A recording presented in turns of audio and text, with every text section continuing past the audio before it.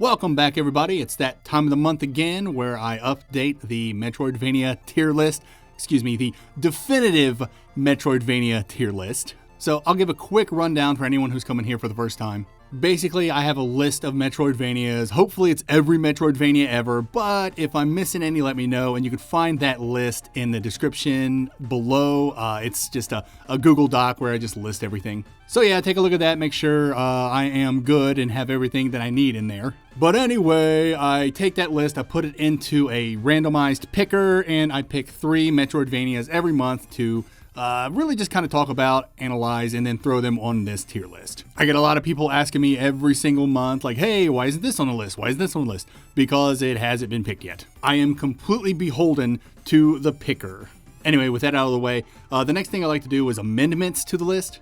I don't have any amendments right now. I haven't really taken a look at any other game. I know there's some on here that I really want to focus on. For instance, like Fist, I know Convergence, and there's a few other ones where I'm like, maybe they should go elsewhere on the list. I'll get to them eventually, but as of right now, no amendments. So with that out of the way, let's get started.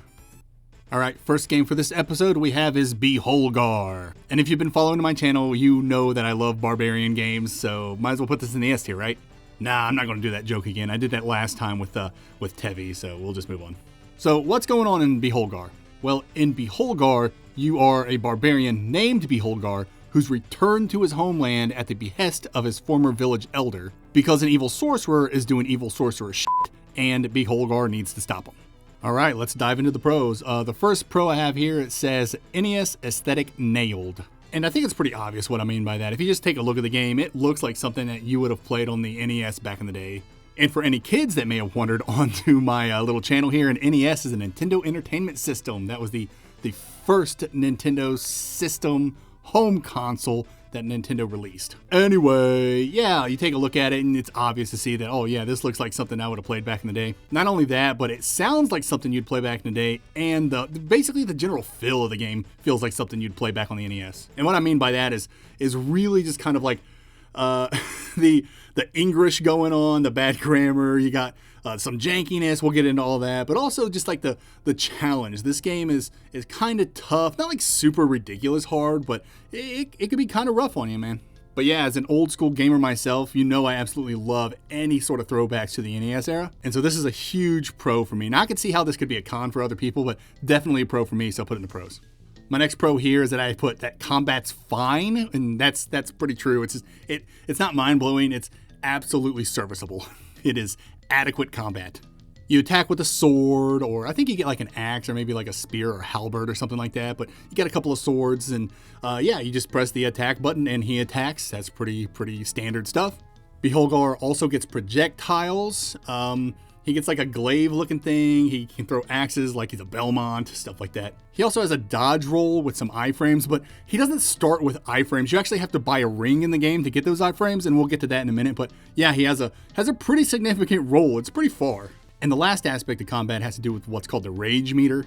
It's a little blue meter that charges up at the top of the screen. I guess when you get hit or when you hit things, I can't exactly remember, but it charges up, and once it's full, you can then do a couple of things. One, you can throw like a fireball, which is really cool, and then another one is like you can do like a ground pound move. So yeah, that's interesting enough, I suppose. But yeah, that's really it. The combat is just interesting enough. It's serviceable. It does what it needs to do, and like it feels okay, right? I mean, a lot of the game is janky, but I felt like the combat was pretty solid. Beholgar does get some abilities, and a lot of them, they don't really contribute to combat, but they're still like, they're okay. Like I think one of the first abilities you get, Beholgar can like grab onto ledges. Like that's not something that he can do. He has to find like a gauntlet or something that lets him grab onto ledges. And I honestly can't remember everything else. I think he gets like a double jump. Like I know he gets a double jump. But maybe some other things. The one thing that I do remember that I thought was really cool when it came to his abilities was this ice block move, and that's actually my next pro. But yeah, Beholgar basically like chucks like this, I don't know, we'll call it a snowball, right? And then so you press a button, you throw the snowball underhand, and then press the button again, and then that snowball will turn into an ice block. And then that ice block you can then use as a platform. It's it's really, really cool. It's probably the coolest thing in Beholgar. It's fun to play with and really get you to a lot of really cool places, you know? So yeah, I really like that ice block ability. Next pro I have here is that the bosses are interesting with some being challenging. I remember like the first boss is just like pustules or something and you just gotta like, you know, jump around and hit them with your sword until they aren't alive anymore, I suppose. That fight's kind of dumb. There's another fight where you fight, I think you fight a djinn, and it's kind of funny because it's like you fight him and he's like invincible but until like he tires himself out, and then he sits his fat ass back on the chair and starts like huffing and breathing real heavy. And while he's doing that, you just kind of just hit him with your sword until he dies. It's kind of funny.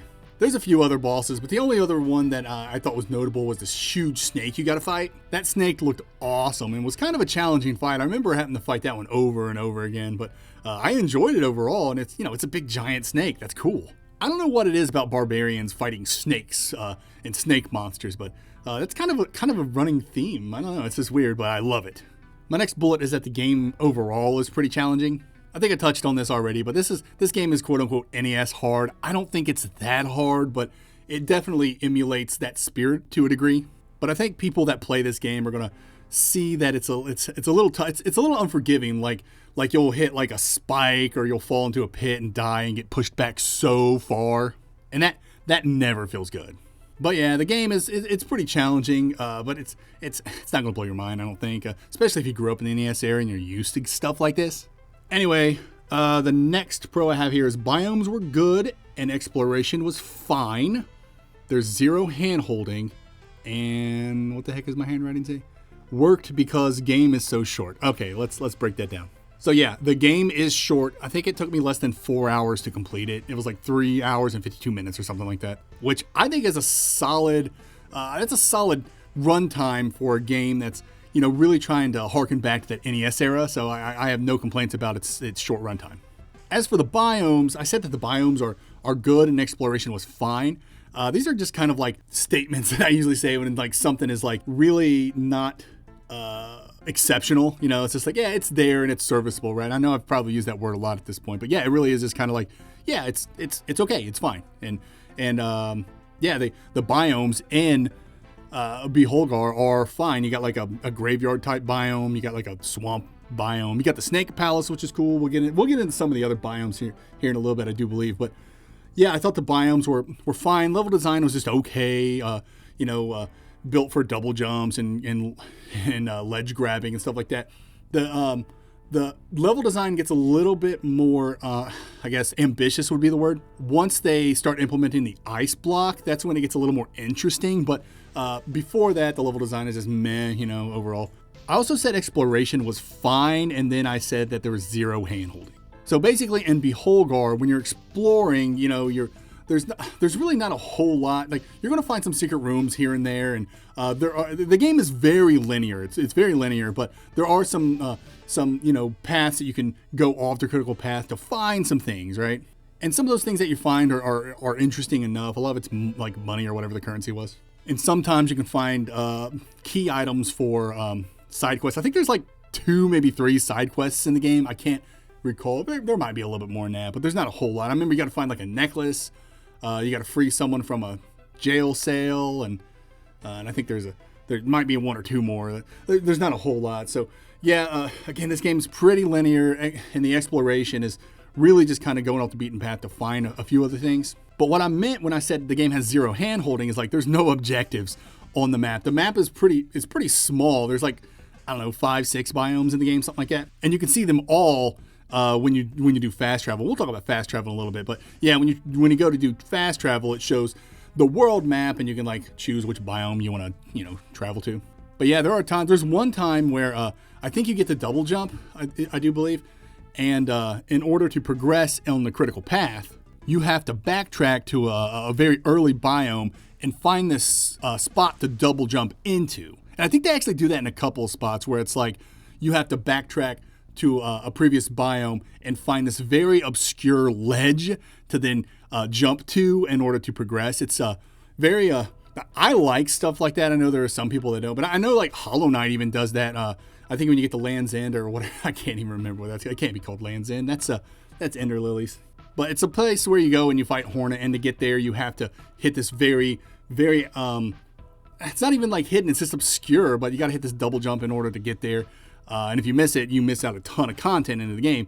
Beholgar does this a couple of times, but it's, I don't know. I mean, just stay observant and you'll figure it out. But I love stuff like that, to be honest.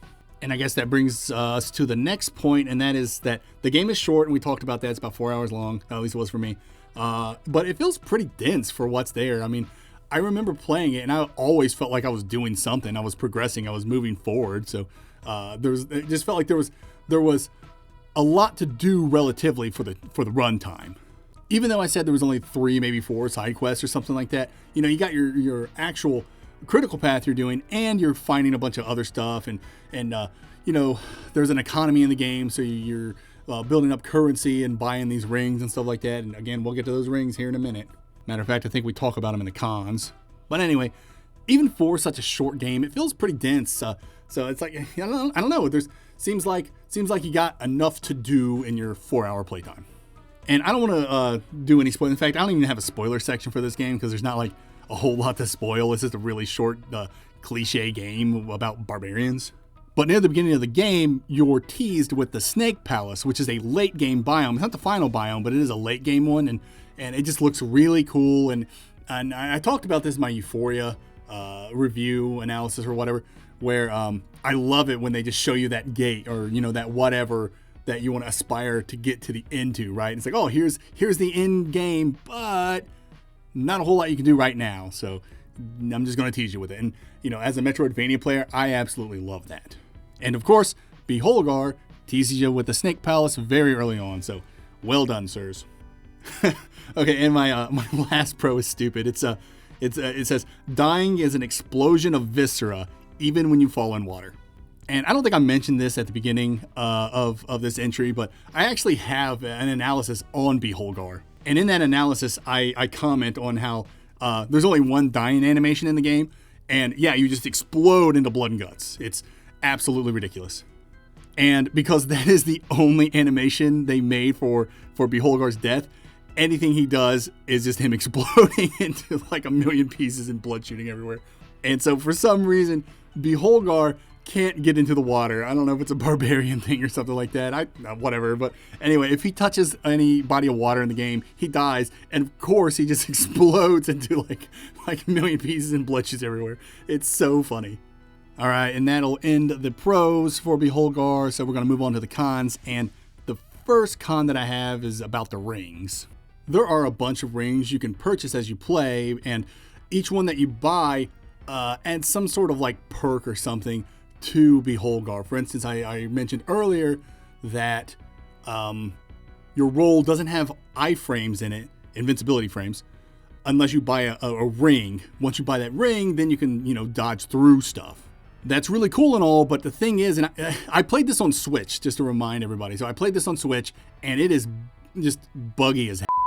And so there's like slots in the menu. There's like 6 empty slots in the menu that never get filled with anything. And I think that's where the rings are supposed to go, but they just never populated. So I would buy all these rings to kind of like update my my Beholgar and his skills and whatnot. But I cannot tell you what rings I bought and what they even do, because they never populated in the menu. I remember having to buy that ring to get the iframes because I thought that was silly, but I can't remember what any of the other rings do. I think one maybe like, you know, did that thing where currency is now like drawn towards you or something like that. You know how like games do that a lot? And that's all I remember. I think there might have been another ring that helped with like poison or something. Like, I don't know if it gave you immunity or resistance. I have no idea. I'm just going to shut up because I cannot remember what these rings did because they never showed me in the menu. So yeah, that was fun. My next con is that the secondary weapons that Beholgar gets, they're dependent on enemy drops. Very much like in Castlevania. Like if you play in Symphony of the Night, you know, if you wanted the axe or the knives or the holy water, you can only have one, right? And in order to use those in Symphony of the Night, you gotta, you know, collect those hearts. Beholgar is very similar. You can only have one secondary weapon at a time, and you have to reload those with enemy drops. It's more reminiscent to say like Dragon's Trap or something, but yeah, I've never really liked this system, and always just, ugh. And it kind of sucked because a lot of the things that you could find, you know how you're exploring and you're like, hey, I found the new item to upgrade my person. A lot of those in this game, or you can hold 5 more secondary weapons or something like that, and it's like, ugh, whatever.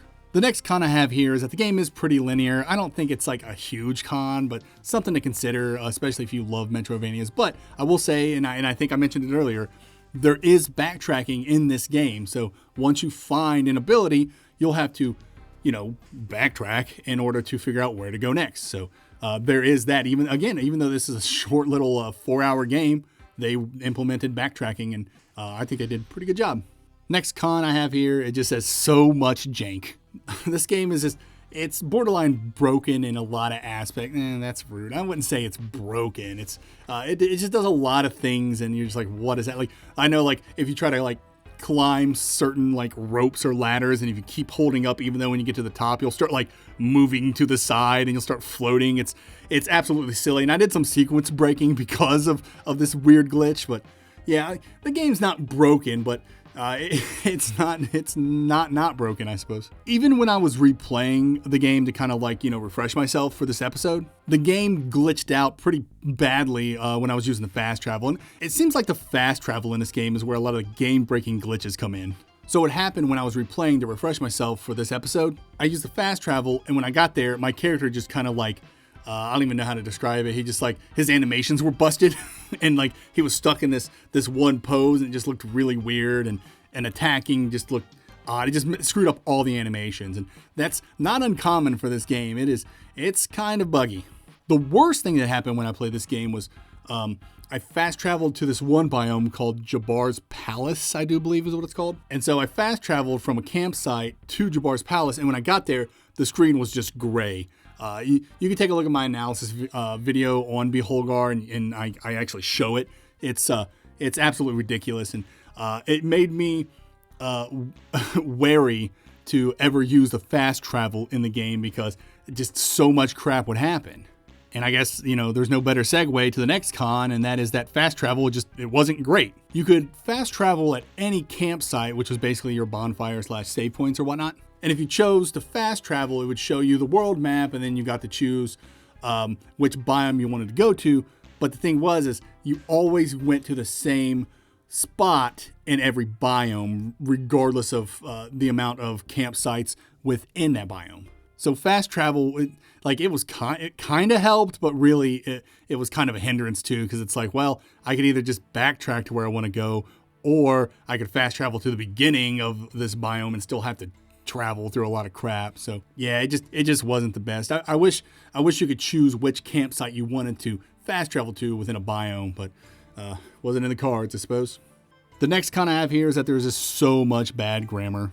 It's really not that big of a deal, especially because I don't recall entirely, but I imagine the devs for Beholgar, English isn't their first language, so I'm not going to hold it against them, but I just thought it was worth noting that some of the grammar was pretty poor, like spelling even, and you know, it's a good time, you know, especially if you're looking for that NES aesthetic. I think that hits the mark. So I wasn't too upset with it. Every time I found something, I had a little chuckle. So, but yeah, there's some of the grammar is pretty poor, but that's okay. And then my final con has to do with the NES aesthetic. We talked about that basically. It could be off-putting for some people, but you know, old fogies like me, yeah, I'm down for it. Didn't bother me too much. So again, just throwing that in there just in case. I personally don't think it's a con, but something to consider if you're going to play Beholgar. I mean, I would imagine someone would look at Beholgar and know like whether the game is for them or not, just based on the graphics. But yeah, it's just worth noting that the NES aesthetic it could be off-putting for some people. And that's really all I have to say about Beholgar, so I'll give you my final thoughts. Let's see. I'd say Beholgar is a tiny, unambitious Metroidvania full of jank and cliches, but it's also full of heart and sets out to do what I assume it wanted to do, and that was to be a nostalgic throwback to a simpler time. That being said, Its NES feel and degree of challenge could be either a boon or a curse, depending on when you started playing video games. This one's rough around the edges and does the bare minimum to classify itself as a Metroidvania, but due to its short runtime, I can't help but to love it anyway. And now with all that said, where would I put Beholgar on the list? Let's see. There it is, and it's definitely not an F. Yeah, I'm feeling D. You know, I said a lot of really good stuff about Beholgar, but it's really not all that great of a Metroidvania. I just really like the game. I think I personally just think it's fantastic. But as a Metroidvania, yeah, I'm feeling D. I'll put it above Greek. Maybe not when Nightwish does a lot of really good stuff. You know, it's not my favorite Metroid. It does a lot of good Metroidvania things very well. Beholgar just barely inches in, and at least it's not a puzzle platformer like Greek was. So anyway, yeah, I think D for Beholgar is pretty good. It's just it's not a great Metroidvania, but it is a good game, especially if you like this styling of game. Obviously, I love Barbarians and the NES styling. So yeah, I think a low D is where Beholgar should sit, even though I love it. And I would implore anyone who, if it looks interesting to you, just give it a shot. It's 4 hours. What are you going to do? I mean, it could be a nice little weekend afternoon game for you. So there you go. Beholgar, low D.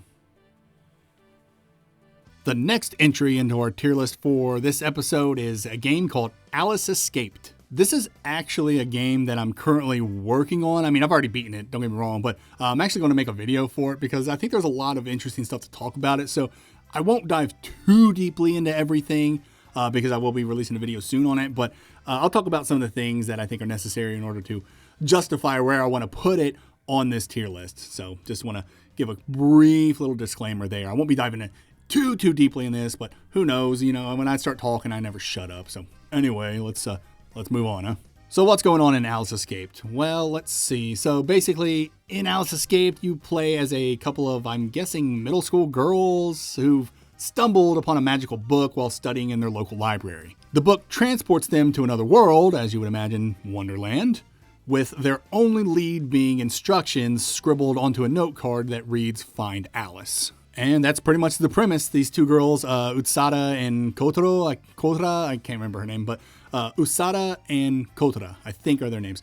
One has a huge hammer and the other one has like a chain gun. It's ridiculous, but yeah, they get sucked into Wonderland and they meet like the March Hare who's running around like, oh, I'm late. Now, if you've ever read Alice in Wonderland or watched any of its movies or whatnot, you know these characters by now. I would assume, but yeah, they're all there. You even got Humpty Dumpty, which is like everyone in this game is portrayed as little girls. Except for the March Hare. So yeah, there's this whole aesthetic to it, and I didn't even put this in my pros or cons, but yeah, you can, maybe I did, I don't know, but like you can take a look at this game and be like, yeah, this isn't for me, or this is something I'm not gonna dig, you know, whatever you want to do. Like I don't mind the cutesy aesthetics in video games. I don't know, it's just not a big deal to me, but some people it can be. So I totally get it. If you look at this, and you're like, there are people that don't even like Ender Lilies because you play as a little girl in that game. And like, to me, I don't know, that's just you're missing out on a great game for such a weird little niggle that you have in your brain. But, you know, to each their own, whatever. Let's move on to the pros, shall we, for Alice Escaped. First pro I have is that it is upbeat and silly. This game is not to be taken seriously, and it's just goofy all around. You know, the music's upbeat. It's very colorful. Everything's like vibrant and just pops, and there's all kinds of like just particle effects and just stuff flying on the screen. It's a game with that is, I don't even know what to say. It's very, very stimulating to your brain. There's just so much going on. It's so bright. So next pro I have is that it has a unique presentation. I don't really know how to describe the animation in this game. You know, you're looking at it, you see it.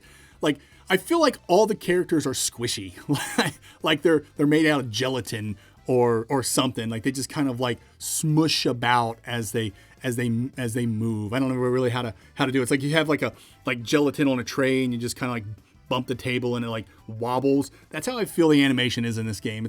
It's unique, it's interesting, and I don't hate it, but it's not my favorite. But yeah, it's kind of cool. It's interesting. It's funny, I keep using the word interesting, and I'm looking at my pros here, and I use that a lot in this game. Like the next pro I have is this interesting combat, swapping mechanic, interesting plot, interesting twist. It's like, I use that word, I suppose, to really kind of signal that it's something that's odd, and I guess I don't know if I like it or not. Like, I'm ambivalent to it. I know that it's odd, and I respect it for being a little weird, but when I say something's interesting, it doesn't necessarily mean it's a good or a bad thing. It's just kind of ambivalent, and you guys can figure it out. So anyway, combat is interesting in this game.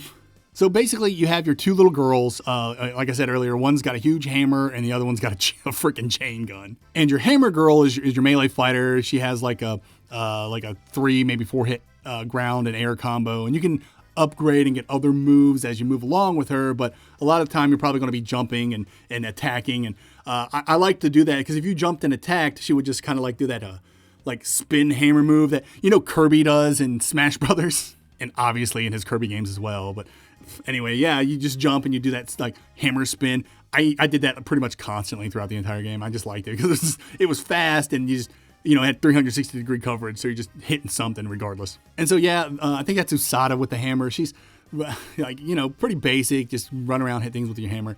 The other girl, and because you can swap characters, and I'll get into swapping here in a second, but if you do swap to Kotara, she has the chain gun, and like, I didn't like using her because when you press the attack button with her, she would start shooting, and those shots would last for, I don't know, 2 or 3 seconds or something like that. So you're committed to the shooting, and then if you move back or forth, she's like going to strafe, right?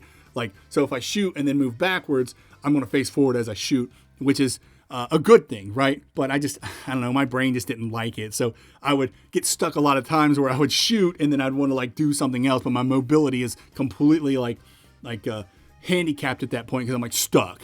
And I just didn't like that. I don't know how else to say it, but I just didn't like using her. She also had bombs that she could use, but I don't know. I just liked my hammer girl. But anyway, another cool thing about the combat is like you get like special moves. You got like a special meter that you can use, and the hammer girl. I'm just gonna say hammer girl and gun girl moving forward. So the hammer girl would like do like this move where she would just like flip and like nail everything with her hammer. That was kind of cool. And then Gun Girl would shoot like a huge old laser, right? And what made these cool is like you could actually do like cancels, as if this were like a fighting game, like Marvel vs. Capcom 2 or Street Fighter or something like that, where you could actually tag the other girl in the middle of your special move. And so I like to do that a lot. I'd do a special move with Hammer Girl and knock the crap out of people, and then I'd switch over to Gun Girl and just finish them off with the laser, and then switch back to Hammer Girl and start beating them up some more. So yeah, you can swap on the fly. In the beginning, swapping kind of sucks because it requires you to use your special meter. So I wasn't a big fan of that limitation, but you can actually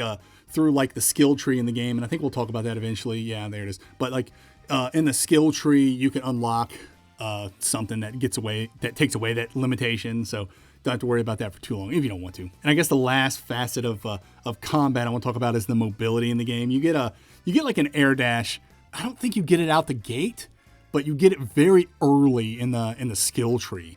And this air dash is just amazing. You can like dash in any direction you want. And I think you start with a double jump too.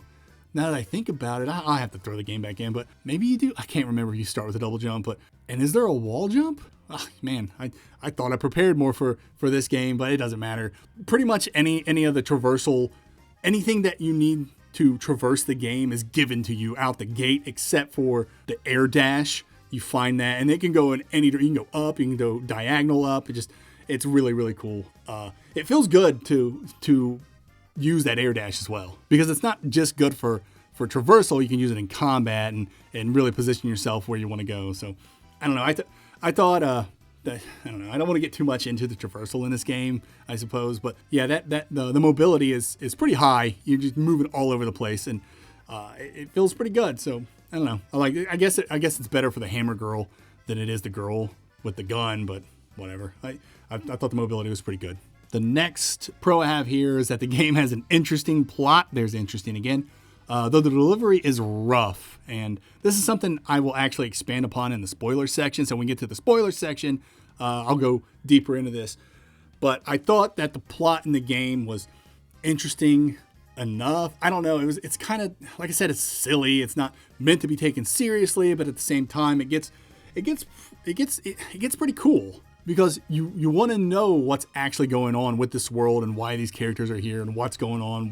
Why don't people remember stuff? And I'm not going to say it's going to hook you, but it's definitely going to intrigue you if you're into it. You know what I mean? You're like, okay, I get it. So what's going on? I want to figure this out. So yeah, it's interesting enough. And the story escalation as well.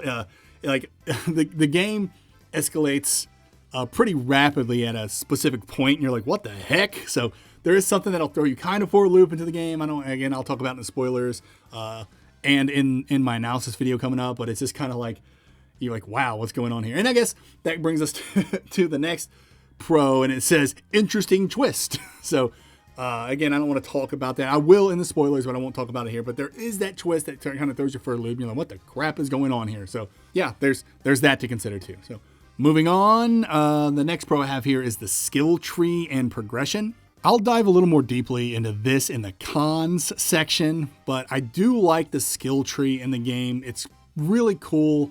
Basically, you get to upgrade your girls by using these crystals that you find throughout your exploration. And there are 3 different colors of crystals. There's blue, then green, and then red. Blue being the most common, and then the red being the rarest. And by finding and then using these crystals to upgrade, you can build your characters up the way that you want. And a lot of what you're going to be getting in these skill trees doesn't really have to do with stats. There's no stats in this game, I don't believe.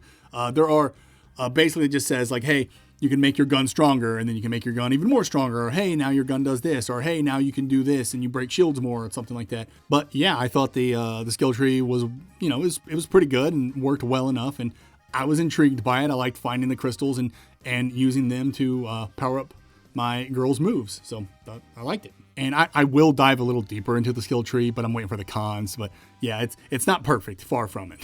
And then my last pro for Alice Escaped is it says path to the true ending was interesting. That word again. So obviously I'm not going to dive too deeply into this right now, saving it for the spoiler section. But yes, there are multiple endings in this game. I do believe there are 4, and I think you're intended to get every single one of them because they kind of build off of each other, if you will.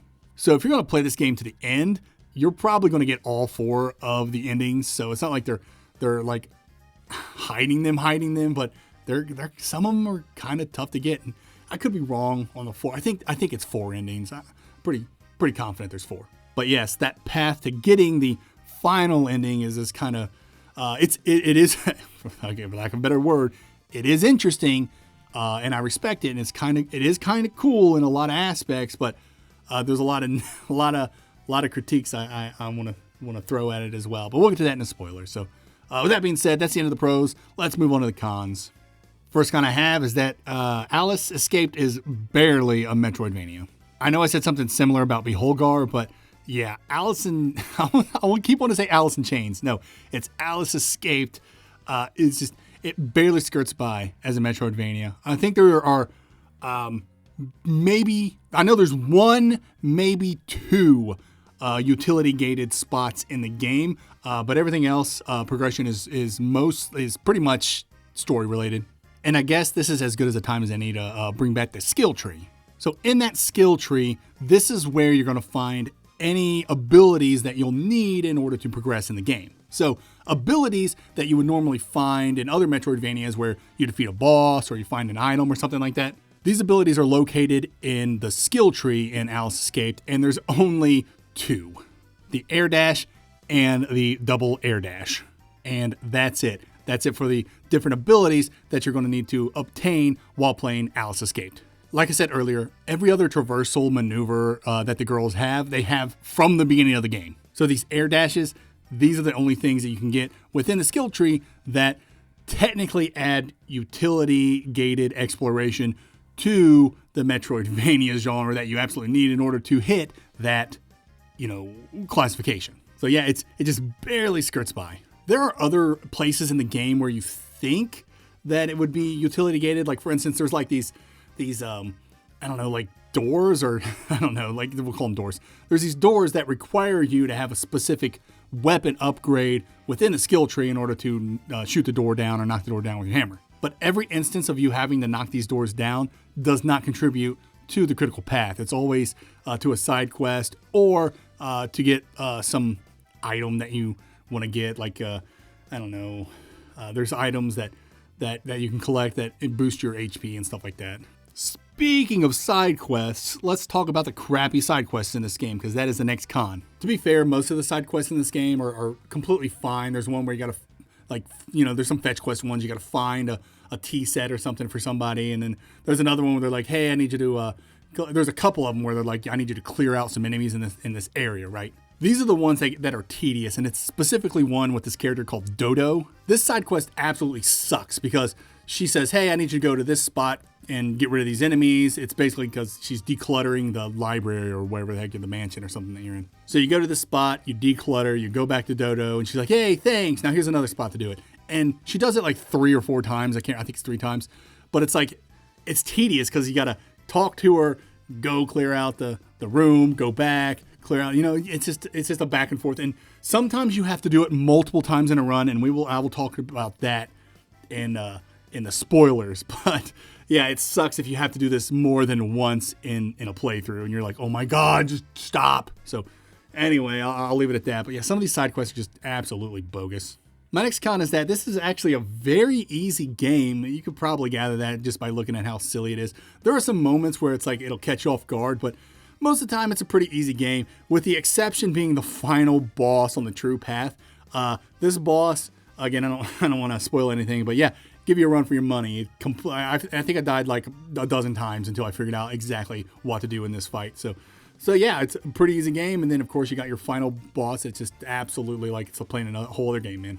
And then my last con here, it says some aspects of obtaining the true ending were nonsensical or very, very tedious. And so we're about to hit the spoiler section here, but before we do that, I just wanted everyone to know that yes, if you do want to complete this game 100% or get to the final ending in the game, it is a slog. It is very tedious.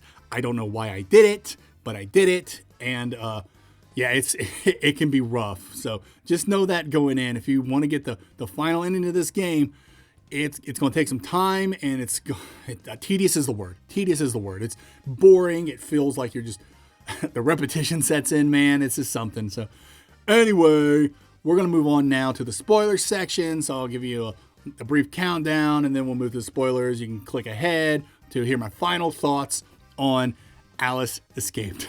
Not Alice in Chains. I don't know. I can't. My brain won't. I like Alice in Chains. Alice in Chains. No. Ugh. Good God. Anyway, whatever. Let's move on. So spoilers in 3, 2, 1. Okay, I'm looking at my spoilers bullet points here. I have 4 of them, but 3 of them are basically the same thing. So I'm just going to talk about 2 specific things in the spoiler section. 1 bad, 1 good. So let's talk about the plot, the twist, and then the tediousness, shall we? So the plot is you go to Wonderland and you have to find Alice, right? And so as you play through the game, you're going to meet a bunch of odd and weird characters, and eventually you'll find where Alice is being held, but then you find out that she is not being held anywhere. She wants to be there. Because apparently this world is I really don't know, to be quite honest with you. Basically, it's like if you want to escape from your reality, you come to this world and lose yourself, right? Because that's why everyone's losing their memories and stuff like that. So I don't know what's so bad about Alice's world or what's going on, but she wants to be in Wonderland, and for some reason, you get a note card telling you to find her and get her out. I don't know who made this note card. Maybe the world doesn't want her in there. I have no idea, but that's what you got to do. So you're hunting for Alice, you find her, and then you find that she's not being held captive. She wants to be there. So then basically you got to do a bunch of stuff in order to get her to want to leave. And while you're trying to figure out how to get her to leave, you then find out that everyone within Wonderland is actually I guess, lost souls, I suppose. Like, they've all been brought to Wonderland to escape whatever reality they came from. And now they're all losing their memories and getting stuck here and going crazy or something like that. So then your objective is to figure out a way to get everyone out of Wonderland. And by everyone, I mean, there's a bunch of characters you mean, like Dodo, Humpty Dumpty, the Mad Hatter, the mouse, and the other thing. I think that one might be the March Hare. Can't even remember. Because there's the White Rabbit. The White Rabbit's different than March Hare. My bad. I kept saying the March Hare in the beginning of this entry, but I meant the White Rabbit. But yeah, anyways, all the girl characters in this game. So the White Rabbit is not a girl character, but all the rest of the characters, all these girls, they need to be taken away from Wonderland for whatever reason. I don't know. Because it's driving them nuts or something. And so while you're trying to figure that out, then you stumble across that this world is falling and collapsing into itself. And you discover that the White Hare has a device that keeps making the timeline in this world loop. I told you this game's plot would throw you for a loop, man. I really did. And so now we have the added pressure of we got to get everyone out of here because the time loops aren't going to work anymore because the world is just, it's taken too much. It's collapsing on itself. Everyone there is going to die despite what the White Hare, the White Rabbit is doing. So then you get this device. It's just a pocket watch, and it's an item in your inventory. And at any time, you can go into your inventory and reset the game, and you start at the very beginning of the game every time you do it. But every time you restart, you keep everything you had. So any skills you had, any crystals that you've collected, anything like that, all of that comes with you. Some of the shortcuts that you've created as you play the game will continue to exist. I do believe that there are some that don't, and you have to refine the key and do a bunch of stuff. And this is where I said the tediousness sets in, because the repetition, yeah, as you're trying to figure this freaking game out, you're going to restart the time loop over and over and over again. And this is why I kept saying things were interesting, because I respect it. This is really cool. It's a very interesting idea, right? But in practice, oh man, did I just get tired of this game. And so basically using the pocket watch to reset the timeline every single time, you have to basically convince all of these girls to come to this tea party, right? And then somehow through conversations, they'll remember who they used to be. I know the Mad Hatter, you got to find like the Hat of Truth or something like that. That'll have her remember. Humpty Dumpty you talk to a little bit. Dodo you talk to a little bit. But there's kind of like a dialogue tree going on. You got to figure it out. But yeah, basically all these characters have to realize, oh, we're actually little girls from another reality, and we want to go back home now. Right? That's what you're trying to do. And of course you have to get them home. They can't stay because the world's collapsing in upon itself now. Like I said, it's all really interesting, especially in theory, but in practice, you're going to be running through these same biomes and doing the same stuff over and over and over again. And to be fair, it's not like going through everything takes a lot of time. You could probably go through the entirety of the game in like 10 minutes or so once you have all the upgrades and stuff like that. It's not that big of a deal. But doing it like half a dozen times or more because you're trying to figure out what the heck to do, yeah, like I said, the repetition sets in and you're just like, oh my God, how do I do this? But yeah, once you figure it out, it's really cool. There's a couple of spots in it that just are obnoxious. Like, remember how I said like Dodo makes you like do like cleaning up the mansion and library and stuff like that? Yeah, you got to do that every single time you reset the game, and it's frustrating. But one of the things, well, I guess there's a couple of things that bug me about it. One is the Cheshire Cat. You have to like talk to her like 40 times or something. It's not that much, but it's a lot. So you got to find her because she's hidden. You talk to her, and then you leave the biome and then return to her, talk to her again so that you can progress her event triggers or discussion tree or whatever you want to call it. And she'll eventually give you a power so that you can fast travel. And with that, you then fast travel to stop Alice from going to the Red Queen's palace so that she can lock herself away from you. I mean, all that is really awesome and was tough to figure out. So I felt like a genius when I finally did it. But I can't help to feel like, why did I have to talk to the Cheshire Cat 9,000 times in order to get the thing that I wanted?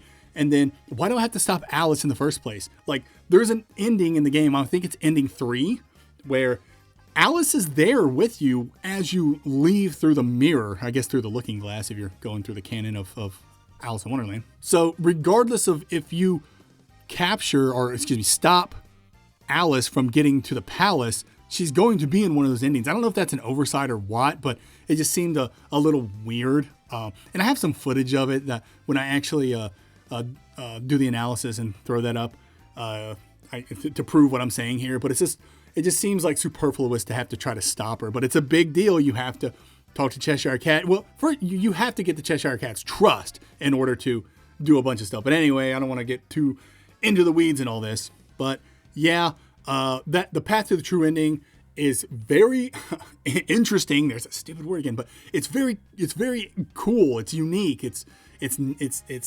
intriguing. Really, in theory too. Just hear me talk about it. It sounds great, but then, man, in practice, you're just like, oh god, I am done with this game. But I slogged through and I finished it, and I had a good time. I'm not gonna lie to you, I did have a good time. But yeah, I just throwing that out there to y'all, just like, good lord, that's so much repetition. So anyways, that's the bad thing I want to talk about in the spoilers. The good thing I want to talk about is this transition they do when you get to, I think the biome is like the prison. Getting to the prison was really, really awesome. And I'll have footage of it in my analysis because I honestly don't feel like finding it right now. And these are meant to be listened to anyways, other than to be watched. But anyway, what happens in this transition is, the build up to it is cool too, because you find out that the white hare or the white rabbit is looping this world over and over again. And because of that, it's starting to collapse upon itself. And so he tasks you with going to specific spots within the world to get rid of these like temporal anomalies or whatever they are. But anyway, you get rid of those. And once you get rid of those, then it opens up this path to the prison. And it's just a really cool transition. You go to the spot on the map, and it looks like the map is complete. You've been everywhere on this map a dozen times at this point. So the map is complete, but you get to this opening where you go to the prison, and it actually like drops you right into the biome.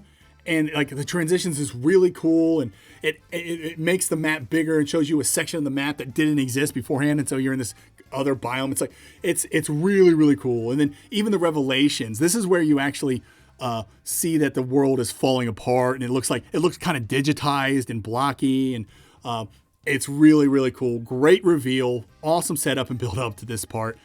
And I can't really say too many great things about it. It's exactly what I want from a Metroidvania when I play a Metroidvania, and that is to find this biome, this hidden secret thing that I feel like I shouldn't be searching and exploring in, but they nailed it with the prison and that awesome transition. You know what? I'm going to find this transition. I'm going to throw it up there for you guys. I think it's worth it, just in case you want to take a look at it. But it is cool as hell, man. It is really, really awesome.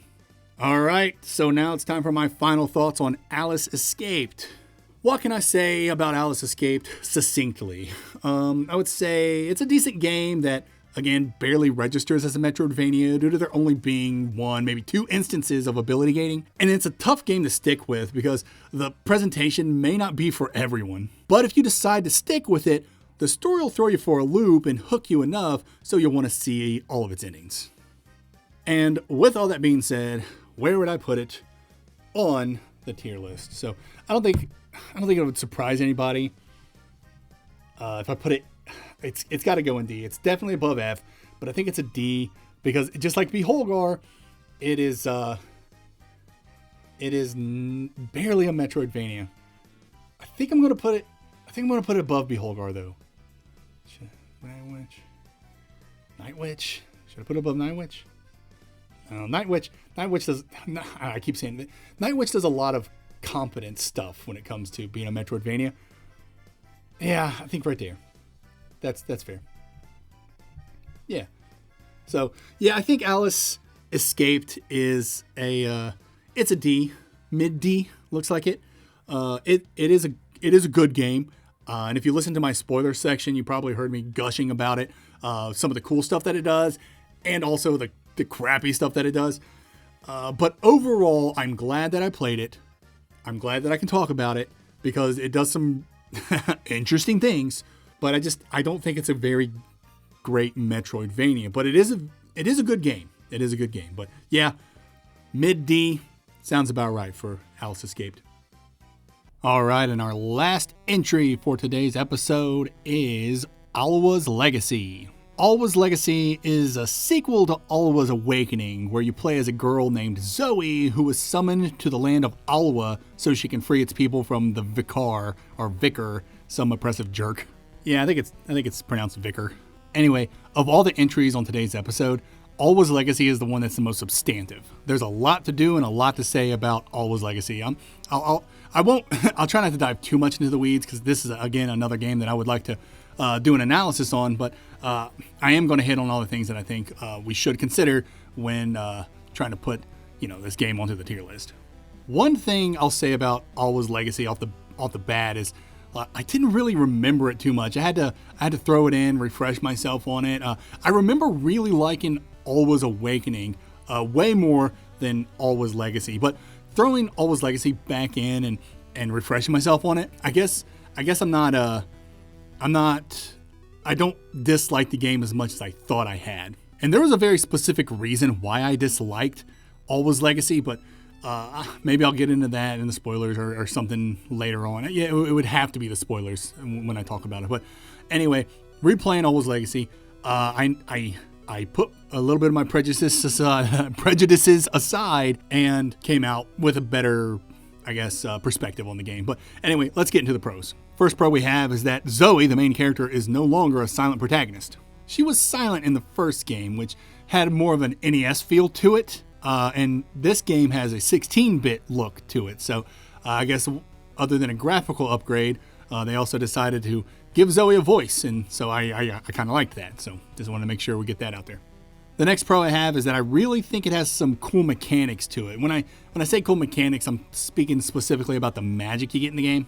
Zoe eventually gets, and when I say eventually, it's actually pretty early in the game, but she can get 3 magic spells that she can use pretty often. You don't really have like MP in the game. You get like these, I don't know, it's MP, but it's like ticks that charge very quickly. So you can do your magic and then like do it again very, very often. I know I'm not really explaining it that well, but anyway, Zoe can do 3 things.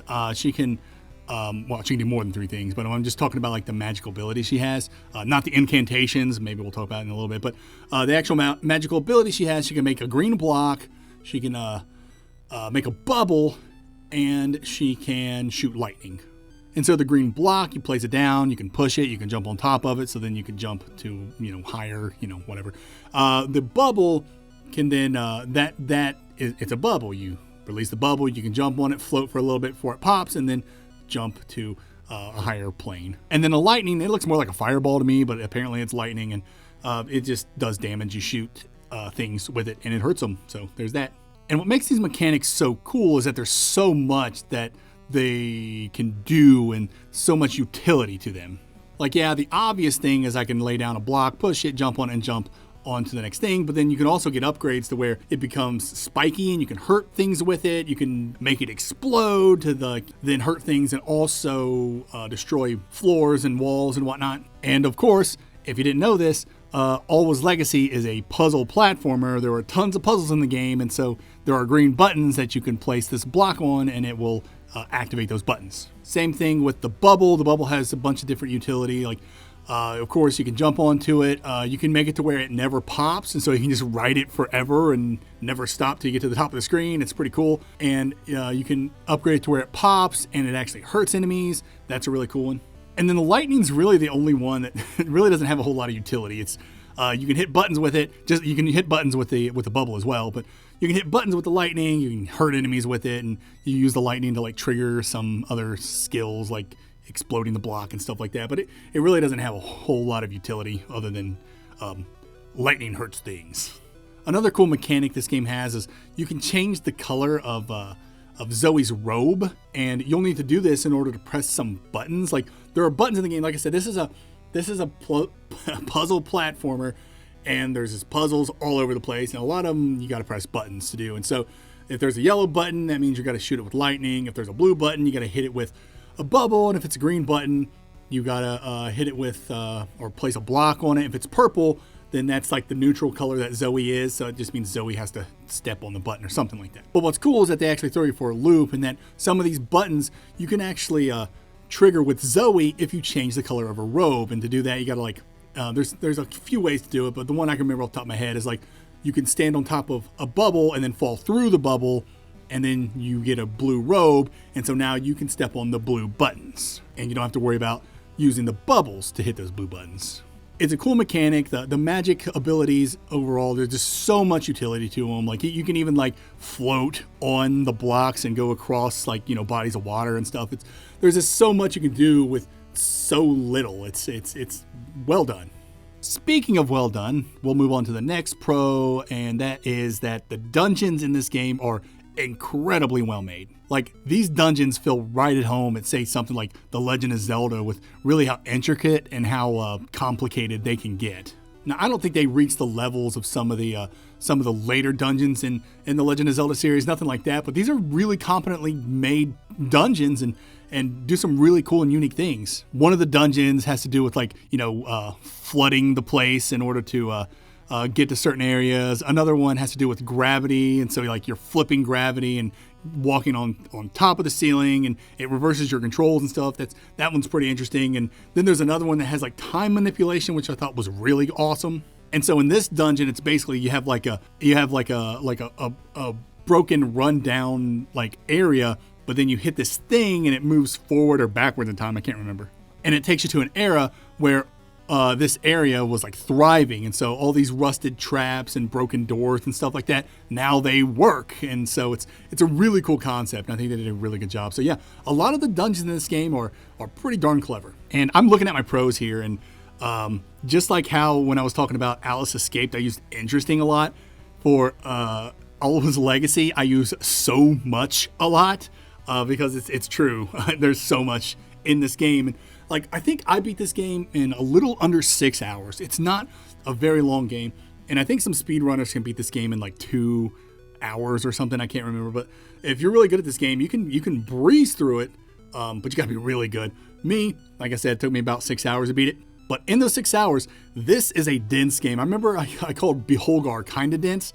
No, Alwa's Legacy is very dense. There is a lot to do in this game. And so this pro says so much to find, because you got to find your magic spells, you got to find the incantations in the game, which are like these magic spells that give you like different buffs and stuff. It's really cool. You got to find rose petals, you got to find orbs. Rose petals they increase your max health after you find 4 of them, and then the orbs you'll find all over the place, and you need these to upgrade your magic, which I thought was a really cool system. So yeah, there's just so much to find in this game. It's incredible. And I don't know what I was thinking when I put this pro, but it's like I put it all together for some reason. I put skill tree / sequence breaking / fairly non-linear. I'm gonna try to break down my own note. I'm a little nervous on this one, but I think I got it. So essentially, you have a quote unquote skill tree in Alwa's Legacy, but it's not so much a skill. It's just basically you have your 3 different types of spells, right? You got your blocks, you got your bubbles, and you got your lightning. Each one of these spells has 4 different attributes that you can give them based on the orbs that you find within the game. Once you get X amount of orbs, the game will tell you can upgrade. Go to this wizard in this town. It's one of the first towns in the game, and then you can give him the orbs, and he will upgrade your spells to do different things. For instance, your green block that you can make appear, you can give it spikes when you push it, and then you can level up to the next thing, whatever the next thing is, and then you level it up to the next thing and whatever. So each level up, each upgrade takes a set amount of orbs, and you can respec them at any time. And you see that a lot, especially when I was watching some speed runs of this game. And I guess that brings me to the other parts of this pro, and that was sequence breaking, and that the game is fairly non-linear. I saw people playing this game, and they were just gathering orbs wherever they could, just running all over the map, just gathering orbs, gathering even like different things that give them different abilities, like the feather so they could air dash. They try to get that early, or the belt that makes it to where they can knock down the stone walls and whatnot. And they would do all this just so they could get the orbs they needed to get specific upgrades so they could do some like pretty cool sequence breaking. So yeah, this game is it's non-linear. You can go, there's obviously a critical path, there always is, but really you can just go anywhere you want. Just find these orbs, and like if you want, you can upgrade your bubble to where it never pops, and then you just like don't have to worry about how high anything is ever again. You just throw down a bubble and ride it. So yeah, if you get really into this game and get really familiar with it, you can do all kinds of really cool sequence breaking. And I guess that brings us to the next pro I have here, and I put so much hacks. And what I mean by that is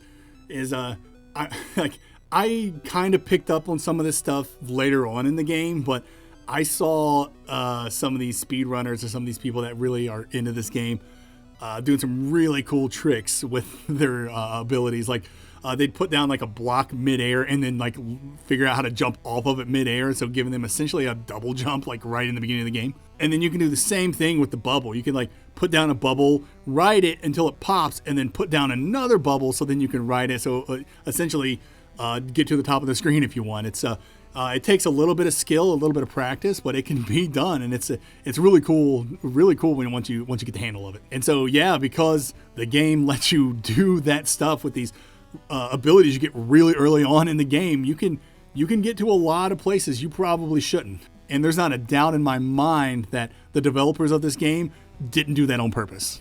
I feel like they wanted players to figure this stuff out and just absolutely break their game. And yeah, it's really cool.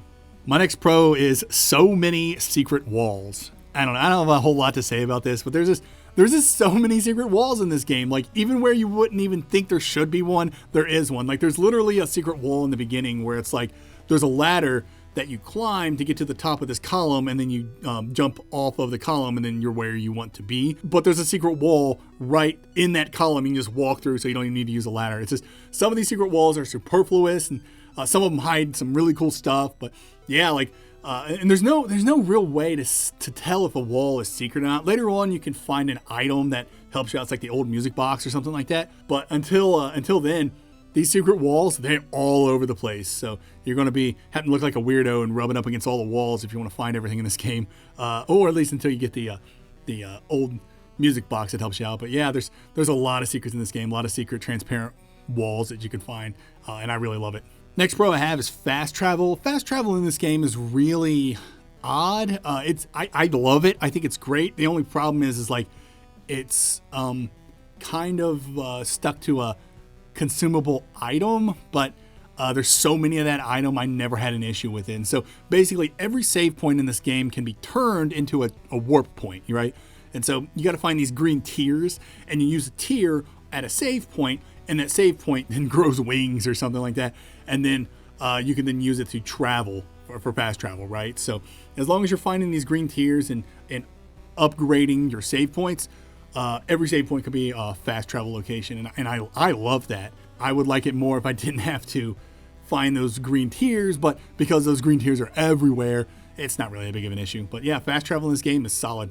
I don't know exactly what I was trying to say with this next pro, but I put cool biomes with great connectivity. Now, great connectivity is pretty simple. It's like, man, the way these biomes, if you take a look at the Alwa's map, and I don't want to throw it up there because it's kind of spoilers, but if you actually take a look at the complete Alwa's Legacy map, you'll see it's actually pretty big, and the way that things start connecting and stuff like that is actually really cool. How they use like these elevators and all these other things to kind of put the world together. It's pretty neat. I'm not gonna say it's like the best I've ever seen, but they did a really good job. So I did like that a lot. Cool biomes, not I mean the biomes in the game are fine. Mostly it's like open air and you're out exploring until you hit these dungeons, right? There's like 4 or 5 dungeons, something like that. And each one, concludes with a boss or whatnot. But some of the biomes I thought were really interesting. Like there's one called Cloaky's Bridge. I have no idea who Cloaky is, why he owns a bridge, but I love that I think it leads from like one of the first dungeons into the Grand Library. And the Grand Library biome is really interesting too. You got to keep revisiting that to finish this one side quest where you got to kill all the skeletons. And so there's a lot to do in the Grand Library that you keep returning to in order to open it up more. I love when Metroidvanias do that.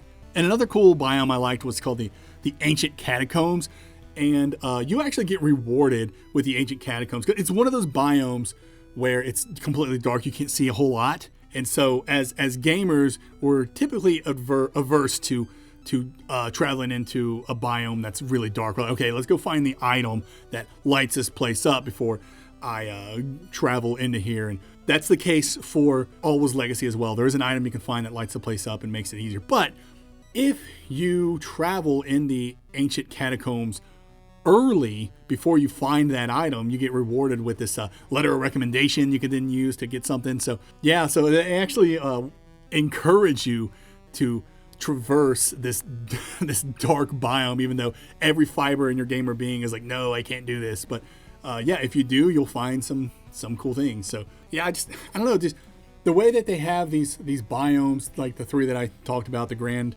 Library, Cloakie's Bridge, and the Ancient Catacombs, I just think they're really cool, and they did a good job and used them in unique ways. So especially when it came to connectivity and just having to revisit them and do stuff with them, really, really cool. I love it when a Metroidvania has biomes that you want to revisit over and over again to get a little deeper into it, or to find a little something extra each time. And those 3 particular biomes, they absolutely nail. Okay, my next pro is so much optional stuff to do. And when I talk about optional stuff, I guess I don't want to talk about it too much because it is kind of spoilers, but there are a couple of biomes in the game that you can find. One is a pretty well kind of, I guess, quote unquote secret, but it's like, it's done really well because it's right there. You've passed it a bunch of times, and now you got the thing you need to actually enter it, and you're like, all right. And so you get in there and you get, and it's Gloomy Cellar for people who know, but like, yeah, that's really cool. I love that, how it's just like hidden in plain sight, and it's teasing you the whole time.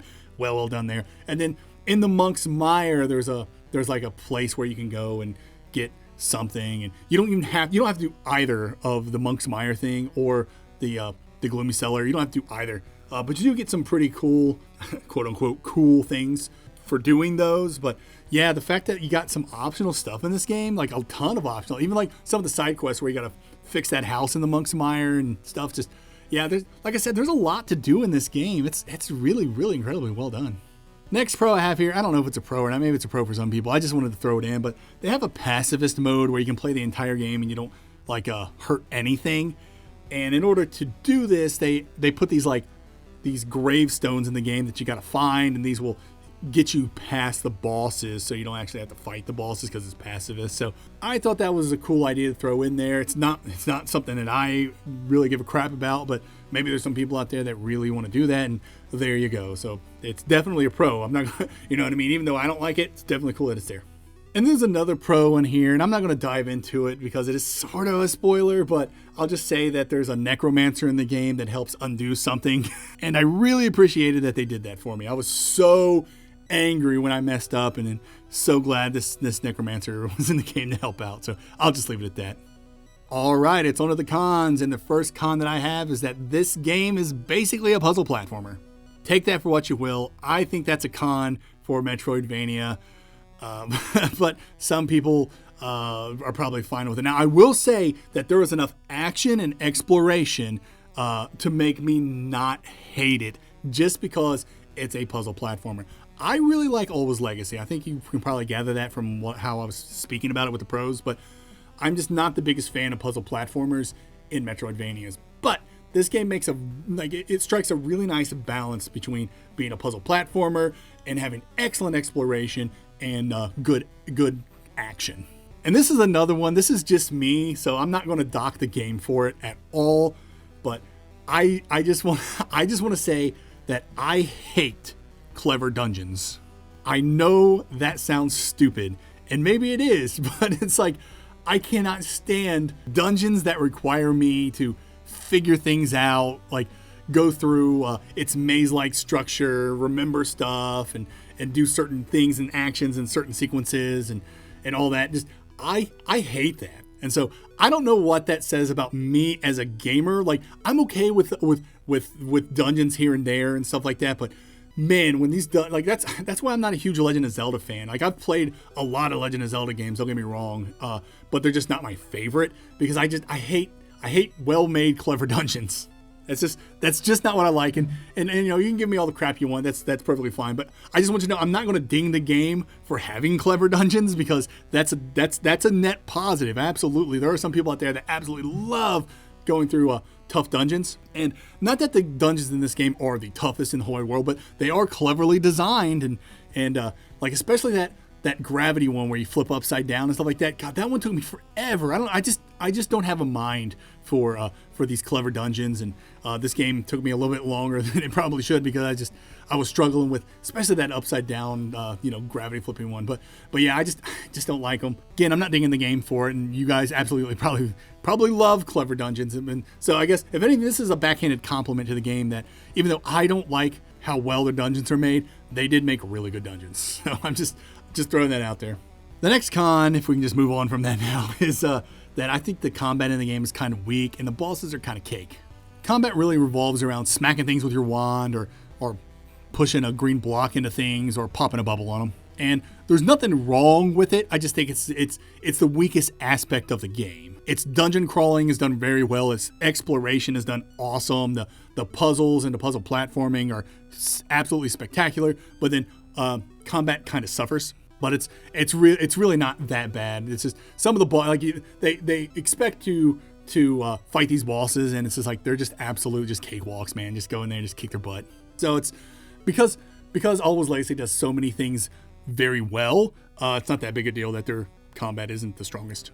My next con, it says some of the optional stuff sucks or is there just for completionists. So yeah, there's a bunch of optional stuff in this game. But none of it is like huge. I know the one in Monk's Mire, I was so disappointed when you get like some incantation by doing this optional thing, and I never used it, and it was so dumb, and it's like, okay, whatever. I did it because I did it, So if you're a completionist and you want to get 100% in this game, there's a lot that you're going to have to do. But for people like me, that I don't really care about getting 100% on games unless I really, really like the game. But yeah, just some of the stuff that's optional in this game, it's just like whatever. It's great that it's there. I'm never going to ding anything for adding optional stuff, you know what I'm saying?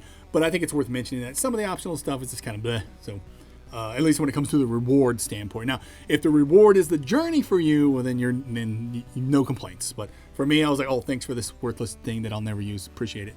And my last con for Alwa's Legacy is actually something that I have a lot to say about. So I'm going to save it for the spoiler section. But the story in this game is really, really lame, despite having a really sweet setup from the last game's cliffhanger. So yeah, like I really had these expectations, and that may be on me, but yeah, the devs, they ended the first Alwa game, Alwa's Awakening, with a really, really cool cliffhanger that really hooked me. And I was like, I can't wait to play Alwa's Legacy and to figure this out.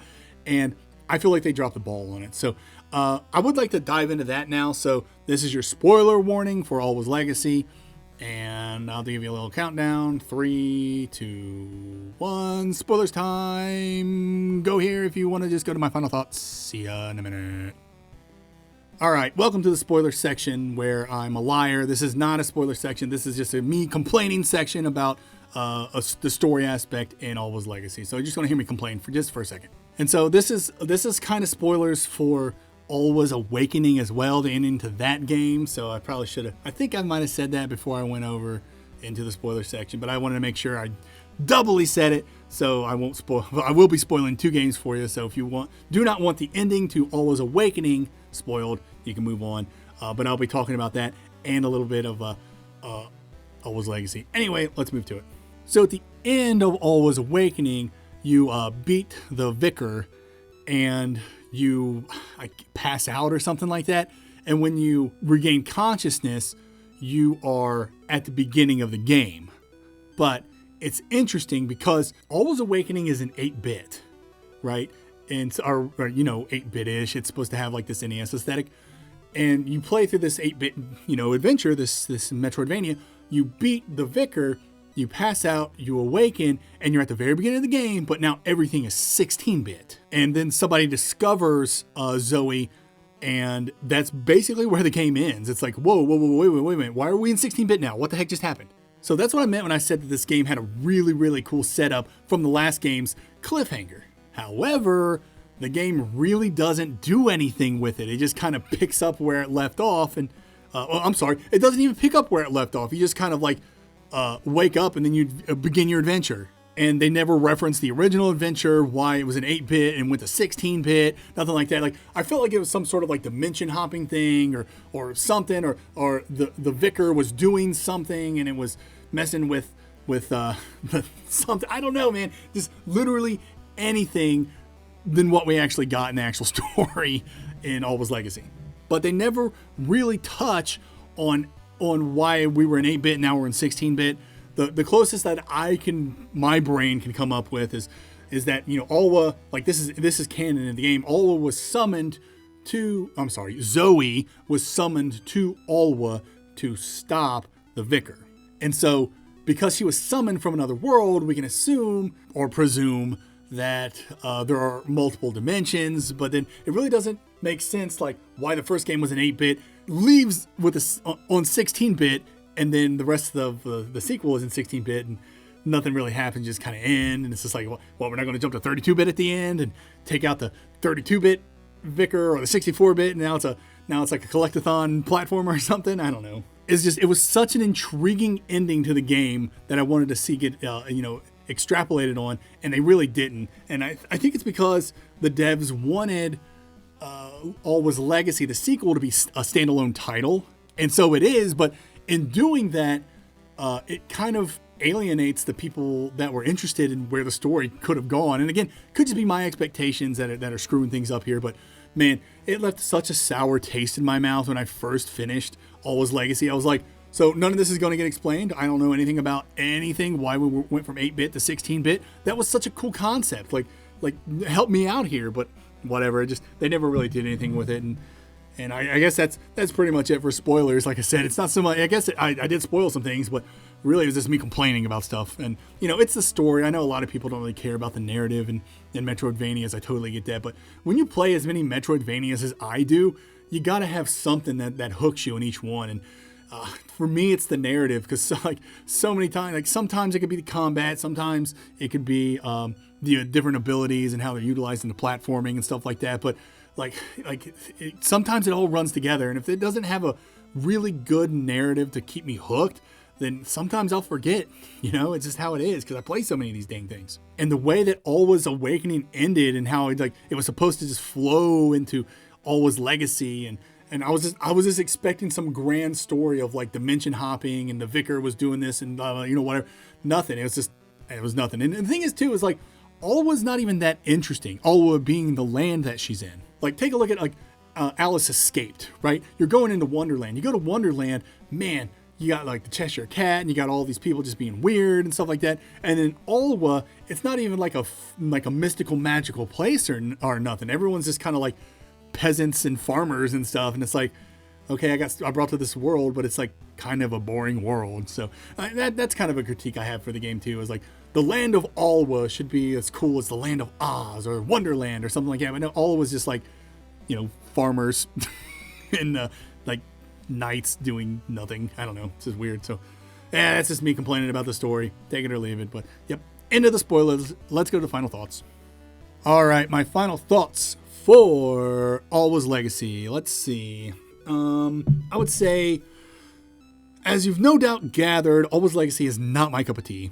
I'm not one for puzzle platforming in my Metroidvanias, or really anything with an over-reliance on puzzles that involve a bunch of button pressing. And I especially don't like maze-like dungeons in my Metroidvanias either. Moreover, and this might just be me, I personally felt deceived by the game's story, which I went into much greater detail in the spoiler section. Not only does the original game's cliffhanger ending get no payoff, but the overall narrative and story is just bland and doesn't do anything exciting that I felt the original promised us. However, I'm able to set my prejudices aside and see Alwa's Legacy for what it is, and what it is a great Metroidvania with lots of secrets, great exploration, and just a ton of fun stuff to do. And with that, where would I place Alwa's Legacy in the tier list? Let's see. Well, not an F. Absolutely not an F. Definitely not a D. So now we're in C's. These are average ones. I'm gonna drop it, but that's not staying there because it is above average. I would say it's an above average Metroidvania at least. Let's see. Not there. I don't think so. I think I like it better than Tevi. I do like Tevi though. Let's see. I like it better. I do like it better than Pirate's Curse. I know that a lot of people... I really got to take a look at Pirate's Curse again. Because I love the atmosphere in that game. There's a lot in that game that... Anyways, this isn't about Pirate's Curse. Vernal's... I think I like it. Okay. Alright, how about that? Low to mid B. It's above average. It's still very good Metroidvania. I just... Yeah. I just think the ones I have above it just do Metroidvania and are a little better at what they do. And again, I'm trying to put my prejudices aside because I don't like puzzle platformers. I don't like the clever dungeons, and the story really left the sour taste in my mouth. However, again, I'm trying to be as objective as possible. I do believe it is a great Metroidvania. I love its exploration and all the cool, fun stuff that you can do in the game. And I think placing it there in B tier is pretty solid. You all let me know what you think, but I like it there. B for Alwa's Legacy. And there we have it, this month's update for the definitive Metroidvania tier list. I hope you enjoyed listening to me talk for forever. I don't know how long this entry is going to be, but I guarantee it's probably an hour and a half like it always is. So thank you so much for stopping by, listening to me ramble, and I really appreciate it. If you go into the comments, obviously like the video, share it if you want to, subscribe if you haven't, but definitely get into those comments. Leave me some feedback. Again, trying to make this the definitive list that everyone goes to and like, oh, what's my next Metroidvania going to be? And they take a look at my list and like, ooh, this one's pretty high. Maybe I'll do this one other than that one, because we only have so much time on this earth and we got to prioritize our hobbies, right? We don't want to play a crappy Metroidvania when we have access to a much superior one. Now, isn't that right? Anyway, again, thank you so much. Please look forward to my next video. Just a little teaser. It's going to be Rebel Transmute. That game sure is a game, let me tell you. But yeah, hopefully I have that one out by the end of this week, Friday or Saturday. We'll see. Got lots of stuff I got to do in my day job. So, but yes, please go into the comments. Let me know what you think of the list so far. Any feedback that you have from any entry on this list. Doesn't just have to be the 3 I talked about today, but I'd love to hear what you have to say. If you see something up there that's really irking you and you're like, man, Metroidvania Guru, you suck, let me know. I will consider it, because I do like to do amendments. I absolutely love them. So anyways, here I am rambling. I'm out of here. I got Rebel Transmute to get to. Let's go. Have a great day, weekend. I don't know when you watch this. Whatever. Have a good one. Later.